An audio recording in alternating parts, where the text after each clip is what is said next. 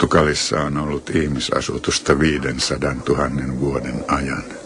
Viimeksi näillä pohjoisen vuorilla ovat eläneet keltit, iberit, lusitaanit, roomalaiset, sveepit, alaanit, vandaalit, länsikootit sekä maurit, jotka portugalilaiset pitkällisten taisteluiden jälkeen hätistivät takaisin etelään 1100-luvulla. Pikun kylään saatiin sähköt 1970-luvulla ja 10 vuotta myöhemmin tie, joka vei uudet sukupolvet mennessään. Jäljelle jäivät vain vanhukset, lehmät ja lampaat. Ennen niin viljavat pellot ruohottuvat.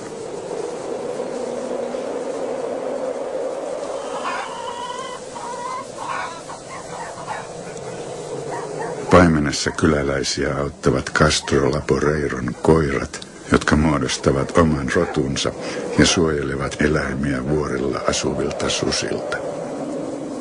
Pikun miehet ovat aina lähteneet maailmalle töihin, kivenhakkaajiksi lähimaakuntiin tai rakentamaan viinipengerryksiä Dourojoen laaksoon. Kotiin on palattu vasta myöhään syksyllä. Diktatuurin aikana työmatka Ranskaan saattoi viedä jalan kulkevilta, passittomilta miehiltä 3 kuukautta. Kotikylää hallitsevat naiset.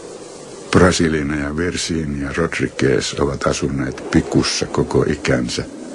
Brasilina jäi joitakin vuosia sitten leskeksi. Hänen miehensä José Fernandez oli kivenhakkaaja.